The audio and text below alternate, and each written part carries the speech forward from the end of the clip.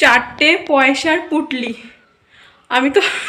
আমি তো বালতি নিয়েছি পয়সা কুড়ানোর জন্য। দেখো গাইজ, আজকে আমি এখন আছি আমার শ্বশুরবাড়িতে। আর বড় একটা খাজানা খুঁজে পেয়েছি গাইজ। আমি এই সামসেট পরিষ্কার করতে করতে দেখো সামসেট থেকে অনেক বাসন নিচে নামিয়েছি। আর এখন লাস্ট পজিশনে দেখো কি দেখতে পেলাম। এই কোণা থেকে তো ওই কোণায় সবই নোংরা দেখতে পাচ্ছ, বাট এইগুলোকে ফলো করছো গাইজ।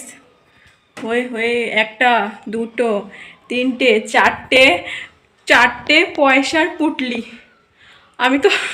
আমি তো বালতি নিয়েছি পয়সা কুড়ানোর জন্য। দেখো 2-4টে ভরেছিও এখানে পয়সা, এই যে দেখতেই পাচ্ছ।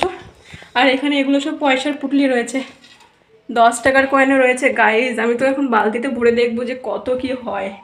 তো বলে এই পাকা বাড়িতে বড় লোক হয়, আমি তো জানতাম না এত বড় লোক যে এত এখানে পয়সা পড়ে রয়েছে, পয়সার পুটলি। গাইজ দেখো এখানে হাফ বালতি টাকা পেয়ে গেছে, হাফ বালতি টাকা।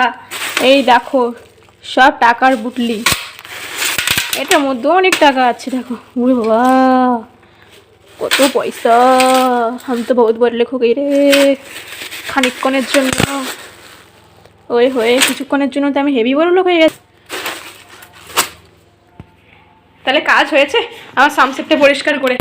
দেখো সানসেটটা পরিষ্কার করা দিয়ে তো আমি এত সুন্দর টাকাগুলো দেখতে পেলাম। অ্যাকচুয়ালি এই টাকাটা আমাদের নয়, এটা হচ্ছে হরিসেবার টাকা।